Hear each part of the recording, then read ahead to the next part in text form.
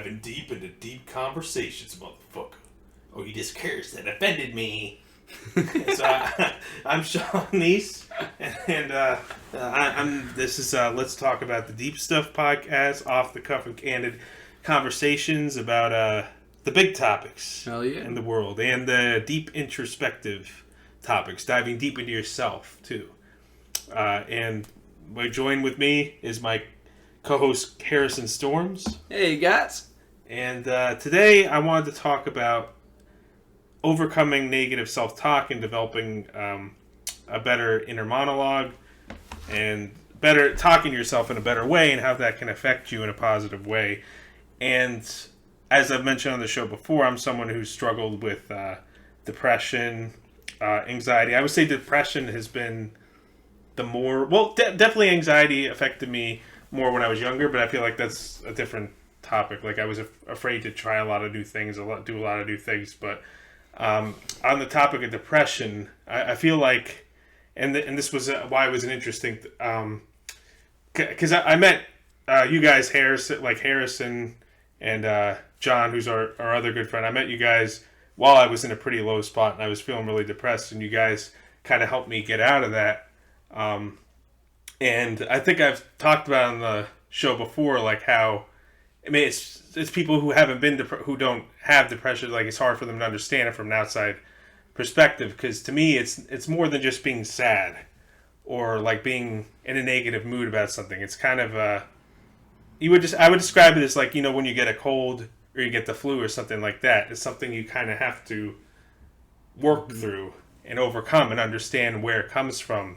And you have to heal, like you wouldn't, like a lot of people are like, oh, you know, if someone's being depressed, oh, they're being negative, like, why are you always, like, why are you negative? Like, oh, but what about this person? What about that person who did this and that? And, you know, they went through all this and they're still strong. And then, of course, then someone says that, and it's like, all right, so we're agreeing. Like, I am a piece of shit. Like, I can't even handle this. Like, you ain't no piece of shit, Sean. But no, I'm saying, like, that's like when you're in that mindset, like how you like, feel people think weighted down. Yeah, and then like people think that's helpful to say, oh, this person's been through this and that, and they're still strong. And then it's like, okay, now I feel even worse. Like, right? Like, I'm not being strong in a second, but I'm trying. Yeah. You are being strong though. You're fighting through it. Yeah, and that's why, you know, a lot of people. Of course, like there's different variants of depression. Like, a lot of people sometimes say if someone was suicidal or they committed suicide, they did it as a selfish act. And I don't really agree with that, because I feel like people who do feel things, a lot of depressed people do feel things on a deep level. Yeah. And they do empathize with other people. But sometimes empathizing with other people and all, like, makes it worse. It makes it worse. Like, you take in, like, all their pain too. Like, yeah. At least that's happened with... You're an empath. Yeah. You feel everybody.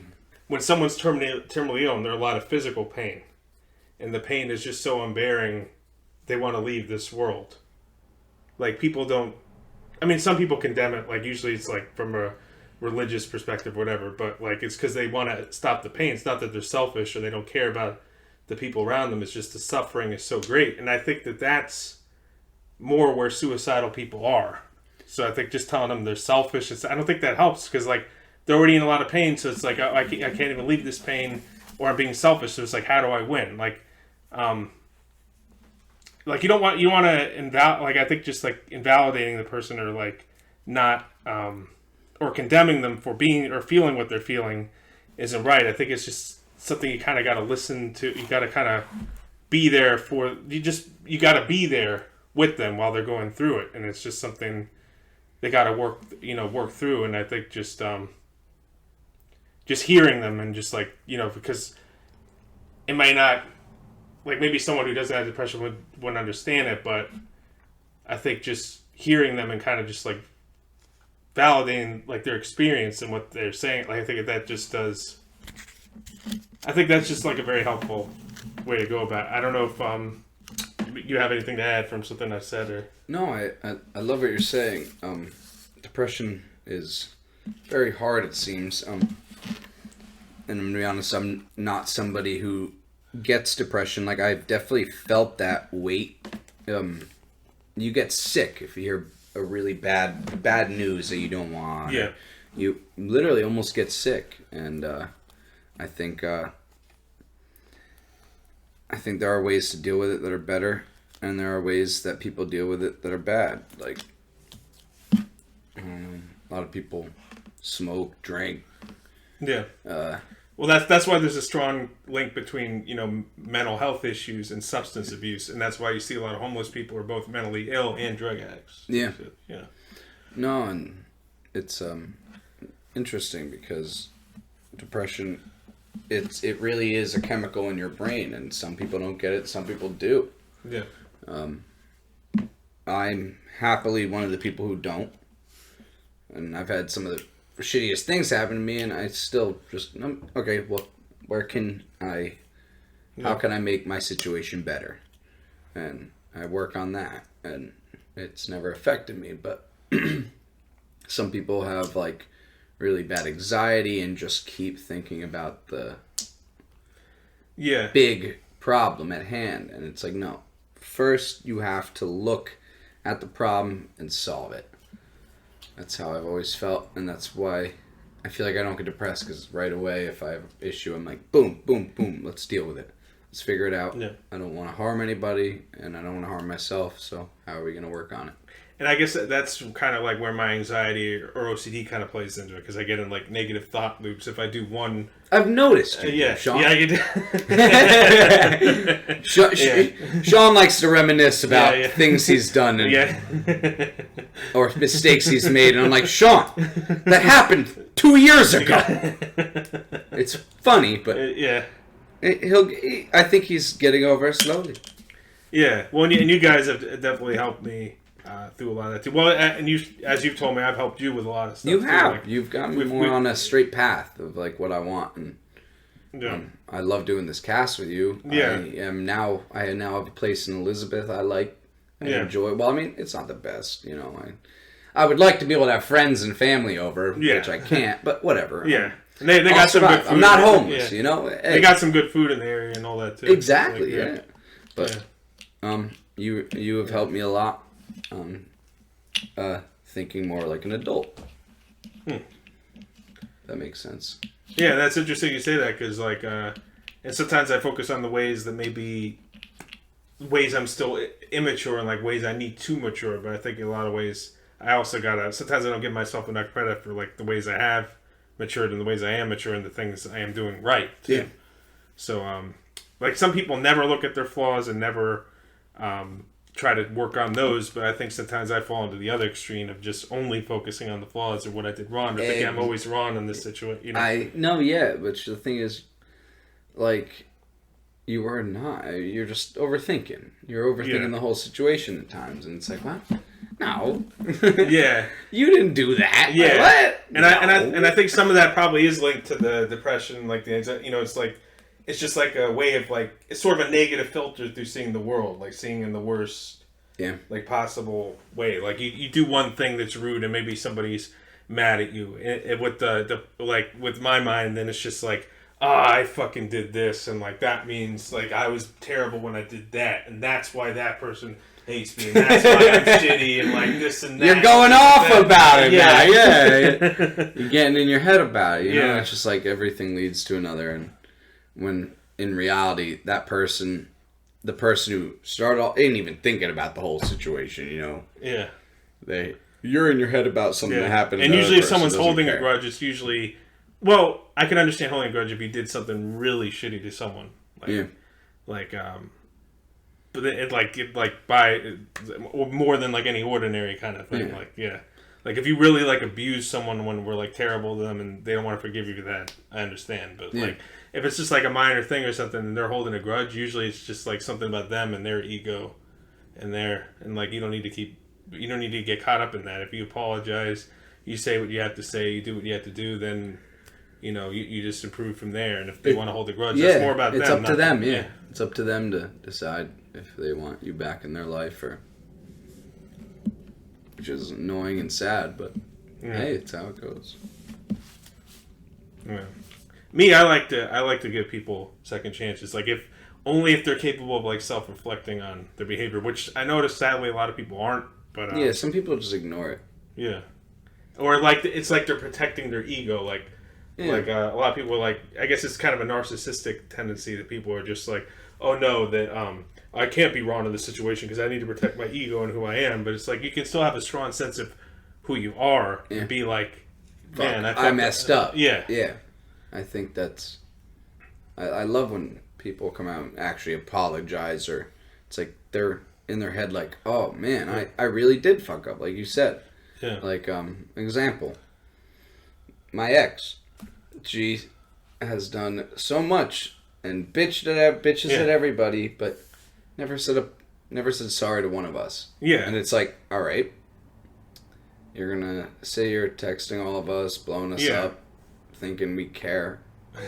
Well, we would probably care more if you just was like, I messed up. Yeah, if she just like said, hey, I'm sorry about this or that. But it's like you said, it's all her ego. Yeah, and I was even being somewhat nice and like trying. You were very nice. I wasn't mad at you, but I was like, Sean, like, why are you fucking being nice? Yeah. But you actually did the right thing, and it worked. Yeah. Well, and then she just started sending me a bunch of insults. Yeah.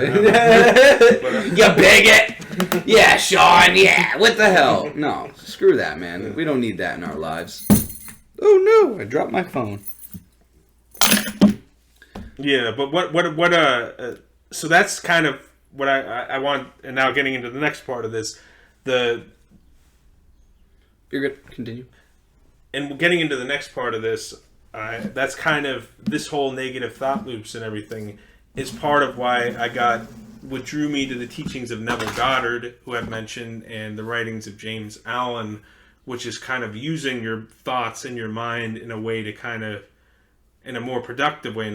So like it kind of was, when I was reading the writing, it was kind of teaching me about like ruminating in a positive way. Like how do you use your thoughts to shape reality into what you want? And of course I also was drawn to Buddhism and like meditation, like mindfulness and that kind of thing since I was young, because it was as a way to kind of get me out of that, like just getting stuck in my head and overthinking things and just kind of going with the moment. But I think both could be useful, like ruminating and thinking in a positive way. And he just Harrison just put a stamp on me. I'm shipping my mans. Oh, yeah. Sorry, Sean. Continue. Mail order husband here for any woman listening that's interested. Mail order, shipping them out today. Yep. UPS red, baby. Yeah, and Russian Jewish descent too. I know. Sorry for wasting one of your stamps, Sean. I mean, you can still use it. I just wanted to pick on you while you were talking. Yeah. Continue. I was focusing, but not. Yeah. Yeah. So, because Neville Goddard has a quote, and I mentioned this in other podcasts, like change your conception of yourself, and it'll automatically change the world in which you live. Do not try to change others; they're only mirrors telling you who you are. So I think a lot of that's got me into try to ruminate in a positive way. And I guess one technique I was trying to teach myself is like rather than regretting, like because sometimes I regret, I should have done that, I should have done this. Like I try to think like I'll use like this is kind of like I guess a lighter example. Like if one day I'm like, okay, I eat McDonald's. I don't eat McDonald's. I rarely eat McDonald's now, but like liar. No, I'm kidding. But like if I eat something like unhealthy, then I'm kind of like I should have ate the healthier meal. I do the same thing. I should have done that. But then I try to reverse. Not lately, I've been trying to reverse that and be like, okay, next time I will do this. Yeah. Next time I will do that, and then that's more of like a positive, like putting it in a positive. Absolutely. No, yeah. I like that. Yeah.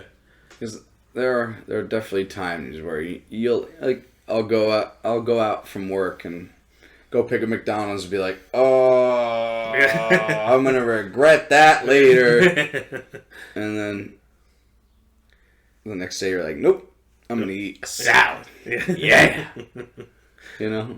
Yeah. Yeah. But eating healthy, I think, it does get you in a more positive absolutely mindset.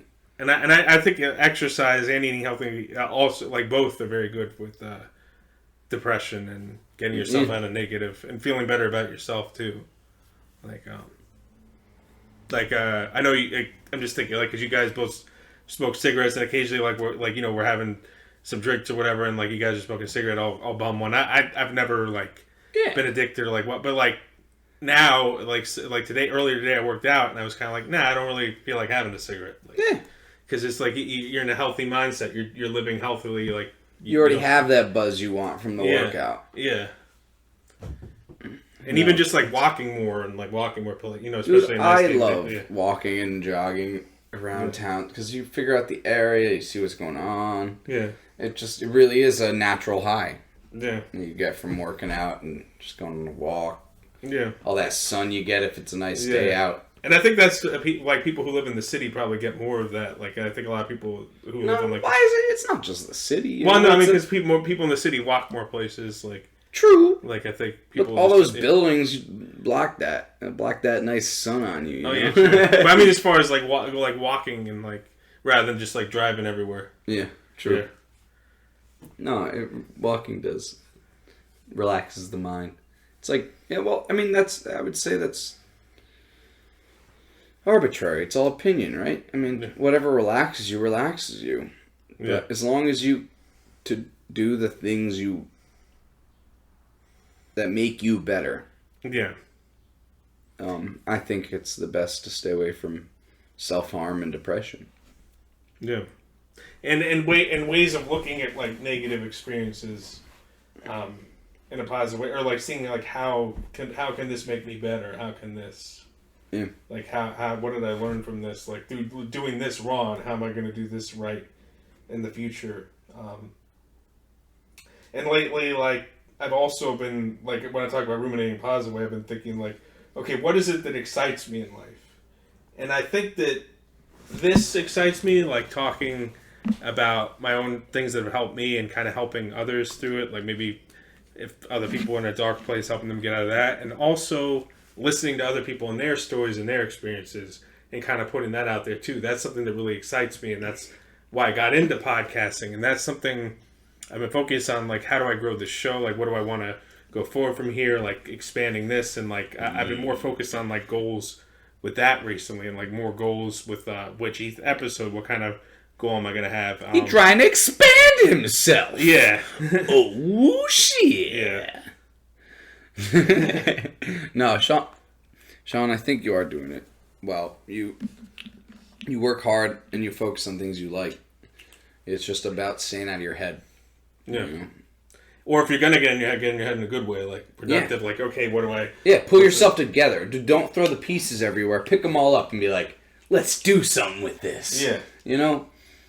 Throw your pieces out to somewhere that matters. Yeah.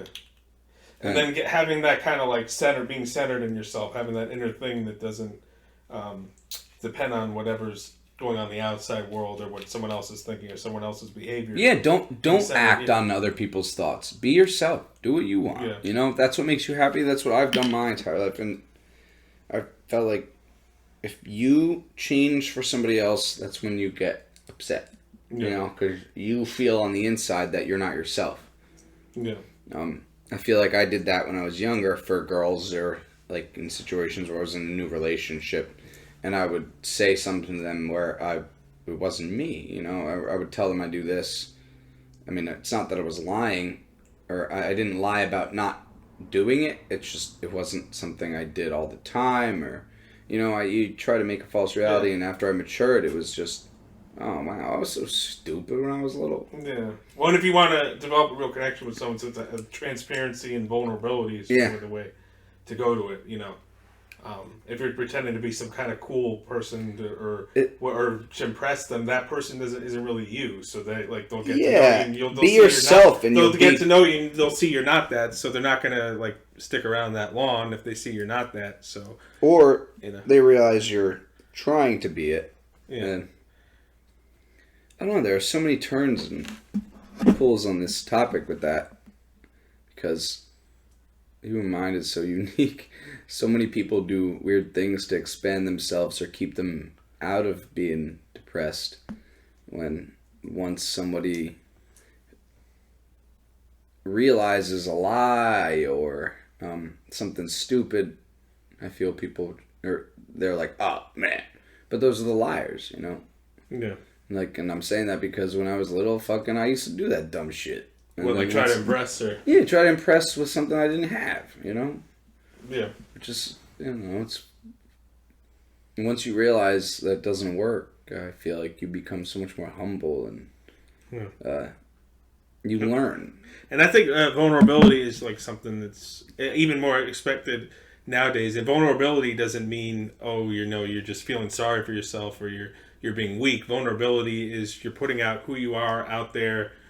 Means you're open. Or you're for what you want, and you're unattached to the outcome. Yeah.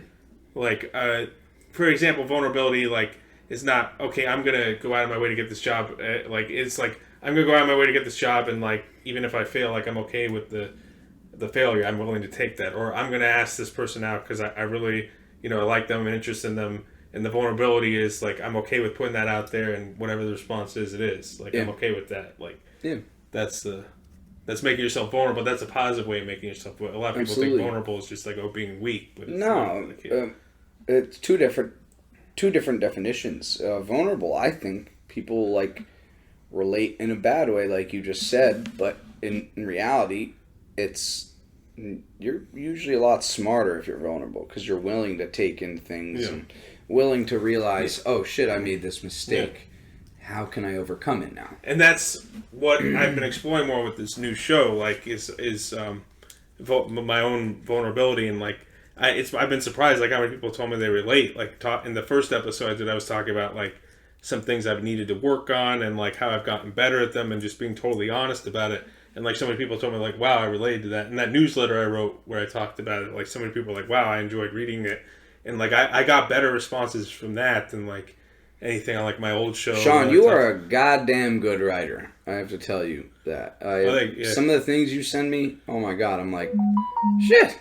This man should be writing for a fucking TV show or something. I swear, man, you're an amazing writer. I wish you had an opportunity to do it more. Yeah, and it's interesting. Yeah, and a lot of people and I enjoy the different style. I like doing feature stories or.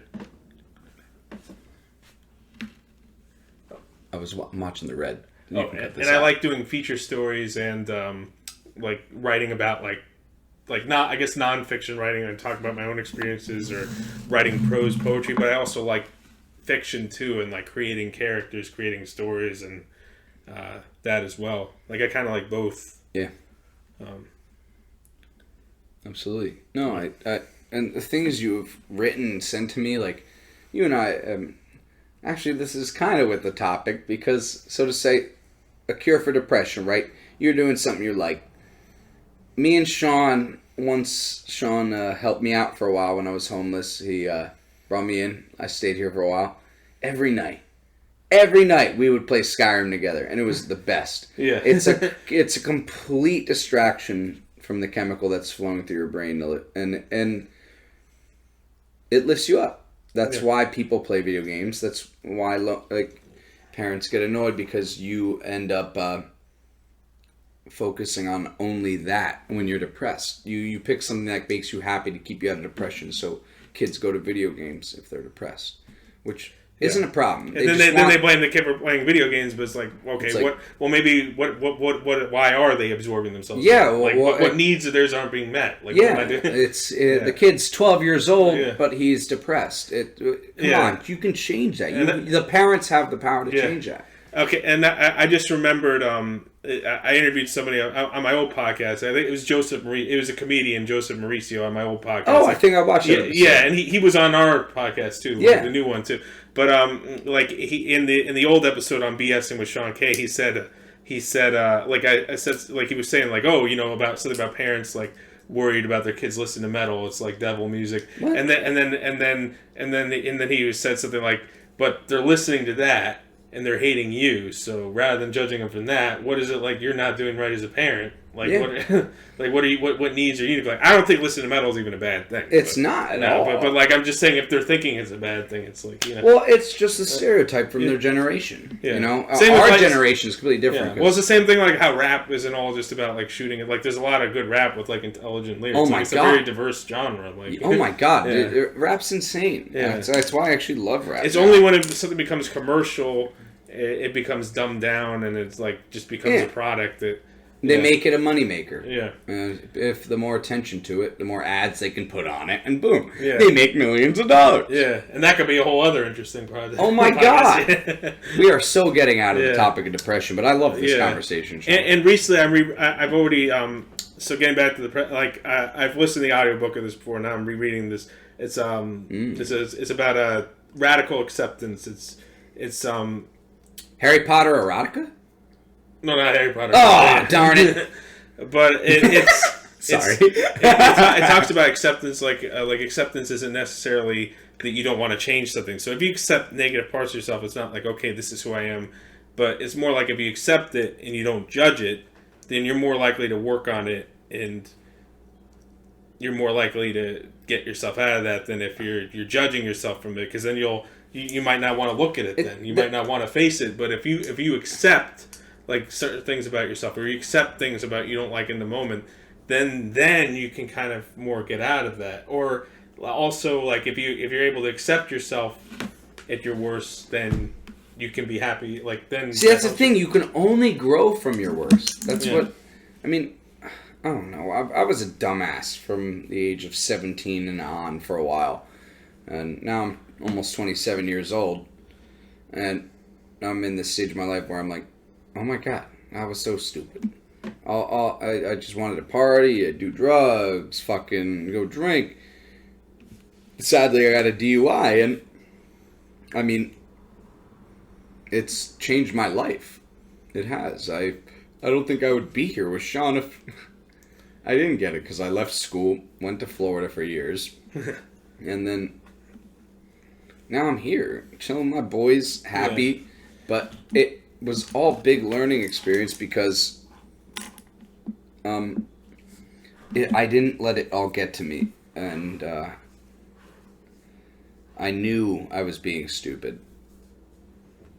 And now the only thing I can do is grow from it. Yeah. So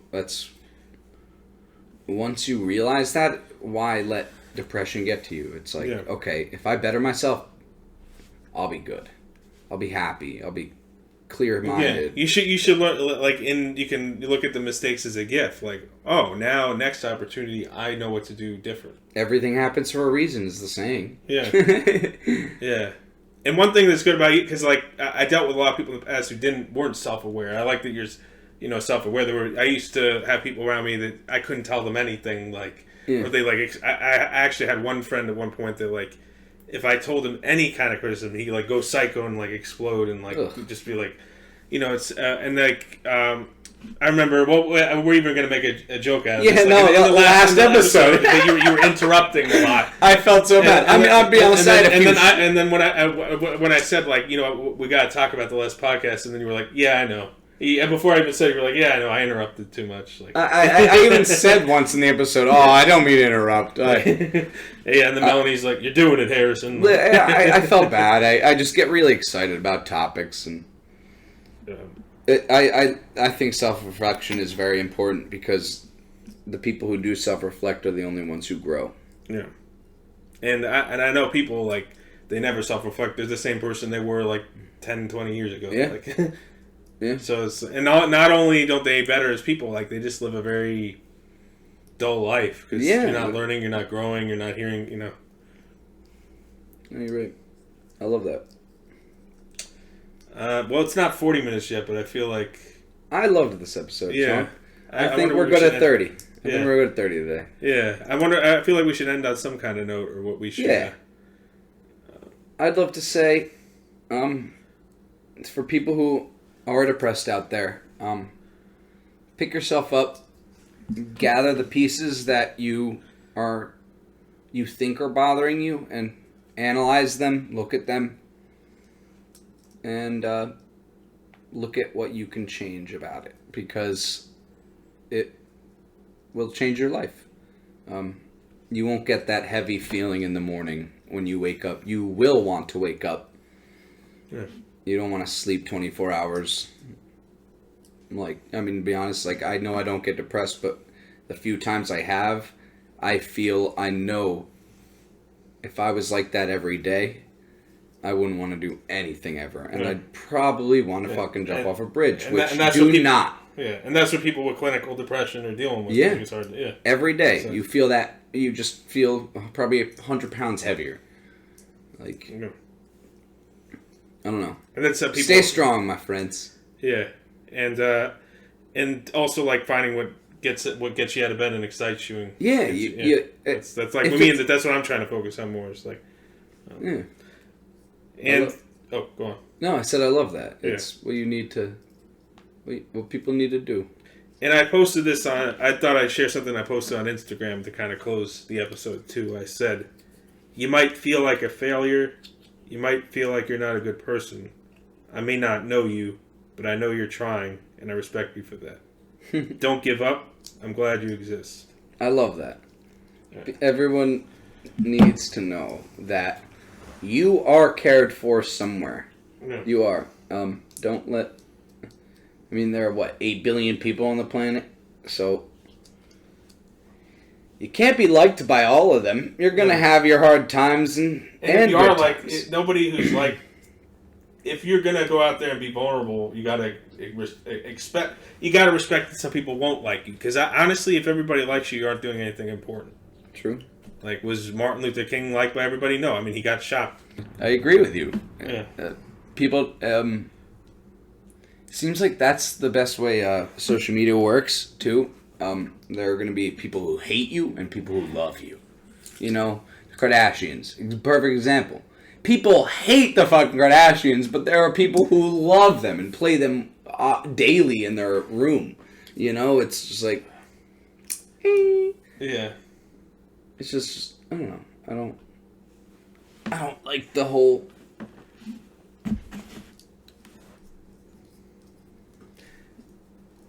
Because if celebrity, I fucked that up there. My bad. Like people getting famous just for bullshit, right? Yeah, pretty much. And like he talk about the gossip and like all that shit. Like, oh, did you hear that she had a baby? Did you hear? I don't give a shit. Like, And I get what you're saying. I perfectly agree with it. What you said. It's Martin Luther King was shot for a reason. It's because he was making change. People don't like change. Yeah. I think change is needed.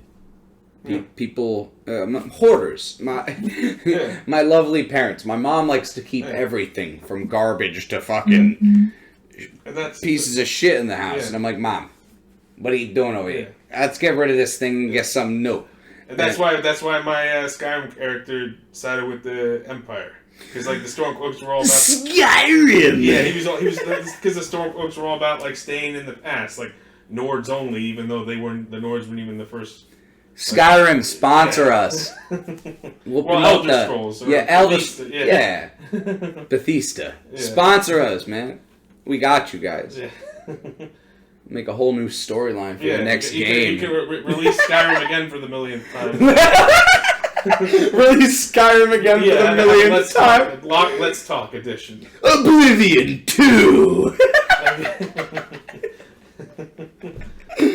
But guys, this has been co-host Harrison with the main man, the man with the plan, Sean Kneese. We're here to talk about the deep stuff every week. Sean, you have anything else to say?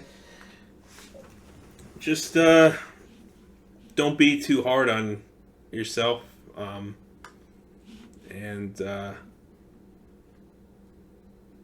just know that there's somewhere out there, even if you might not feel like it. There's people who care, and there's people who. We've never met you, and we care. Yeah. That's contact us. Yeah. If you want to send us an email, do it. We'll get you on the podcast. You can talk about depression. You can talk about your struggles. Call us. Yeah. You can. Sean, what's your email? skneese1989@gmail.com. We also have the podcast email too. Let's talk about the deep stuff @gmail.com. Yeah. Contact us.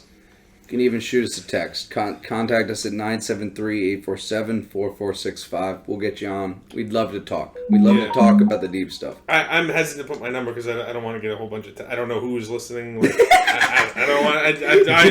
I'm going to start getting a buttload of messages like, hey, get me on that cast. But, no. Thank you for our listeners. And you'll hear from us again soon. Yep.